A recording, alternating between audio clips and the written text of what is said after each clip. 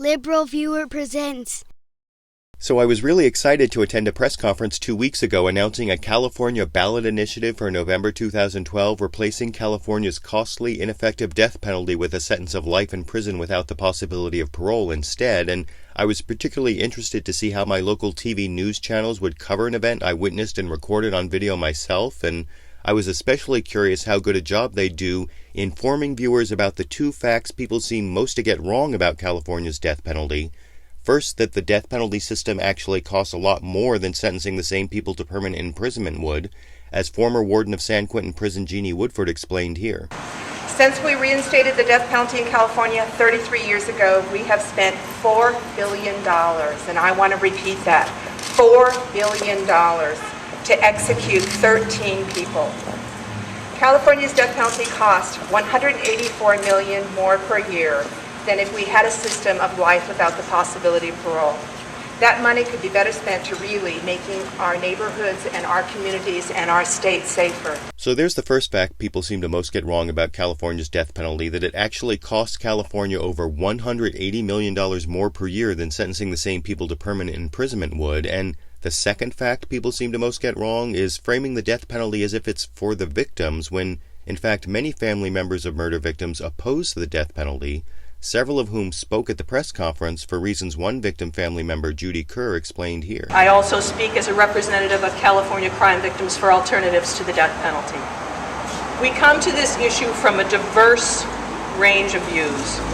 Some family members think the death penalty is too easy for the monster that killed their loved one.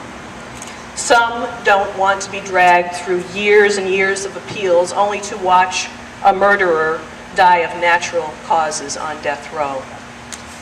And some of our supporters have watched an execution of the monster that killed their loved one, only to realize after the execution that they were no closer to healing and no closer to any concept of closure.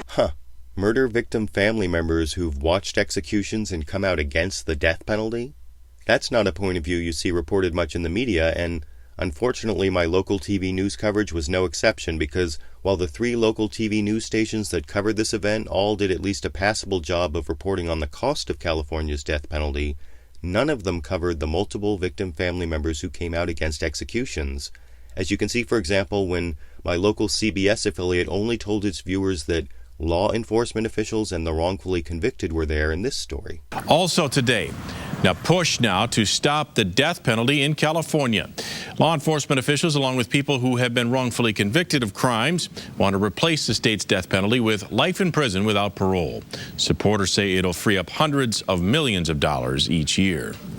California's death penalty does not and cannot function the way supporters wanted it to function.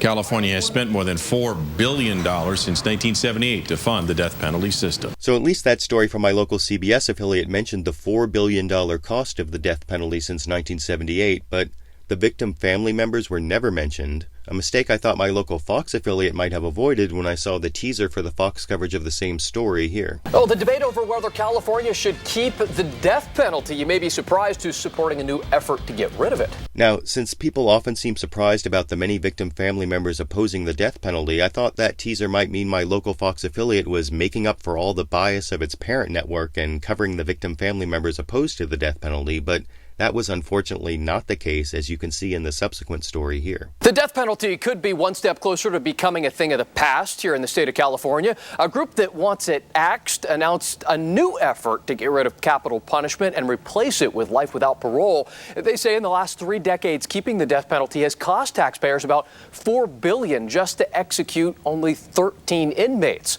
A former San Quentin warden who presided over 4 executions is among those supporting this effort.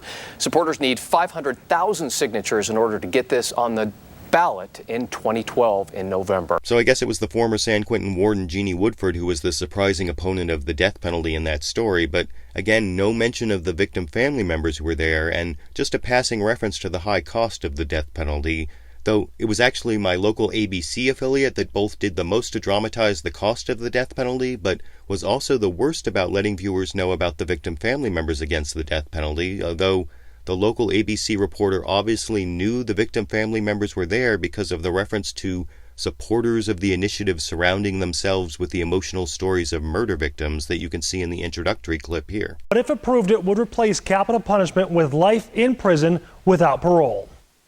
It's flawed because the process has become so incredibly expensive. They surrounded themselves with the emotional stories of murder victims, but instead appealed to our wallets. In the current system, they spend all their time in special housing, waiting for their next court appeal, often for 20 years or more. Now, another problem in that story was the identification of Jeannie Woodford there as a member of an anti-death penalty group without ever telling viewers she's also a former warden at San Quentin who oversaw executions, like the Fox story did, but the ABC story did give the clearest demonstration of the cost of California's death penalty in the continuation of that clip here. The group calls their initiative the SAFE Act, and they want to abolish the death penalty for a few reasons. One, it would prevent the execution of a wrongfully convicted person here at San Quentin. But most importantly, they say it's just too expensive. A recent Loyola Law School study shows since the death penalty was reinstated, the state has spent $4 billion. But there have only been 13 executions, which means each of those cost about $308 million. Now, that's a pretty graphic demonstration of the high cost of California's death penalty, the best of the three local news reports, but the ABC story then went on to make it sound like the other side of the death penalty argument came from victim family members, without ever mentioning the victim family members who spoke at the news conference against the death penalty, instead reaching back for a piece of old video from a family member in favor of the death penalty in this clip. The argument to keep capital punishment is strong too, though, dating back to a hearing when a death penalty ban bill was introduced. How do we go to them and say that although you thought you received justice, the court provided a sentence to you that was just for the crime that was committed against you and your family? Sorry, we're going to take that away now. Now, that's not fair to fail to report on the victim family members who spoke out against the death penalty at the actual news event that day, instead finding old video that frames the issue with just victim family members against the death penalty.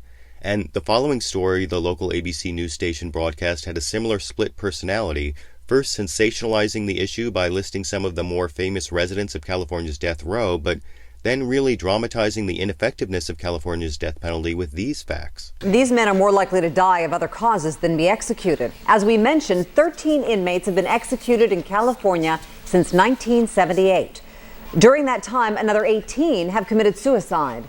54 have died of natural causes, and 6 have died from other causes. Those 78 deaths are 6 times the number of executions. Now that really dramatizes how broken California's death penalty system is, and it's even hard for those who might support the death penalty in the abstract to support one in which death row inmates are 6 times more likely to die of other causes than execution, but that clip was just one good nugget of information in what was generally mediocre and even at times misleading local news coverage of an important public issue, which is why I'm glad these days with the internets and the YouTube that we don't just have to rely on local news coverage, and voters can get more in-depth facts like the facts in this ACLU video showing the diversity of people against the death penalty and the many sources that show California's death penalty is costly and ineffective, and all of this online information along with California's bad budget situation make me think that the 2012 election will finally be the time Californians vote to get rid of their costly, ineffective death penalty, but I want to know what you think. Will a majority of Californians vote in 2012 to replace the state's death penalty with life in prison without the possibility of parole? And regarding how learning the facts affect the vote, shouldn't even those who support the death penalty in the abstract oppose California's costly, ineffective death penalty? YouTube, you decide.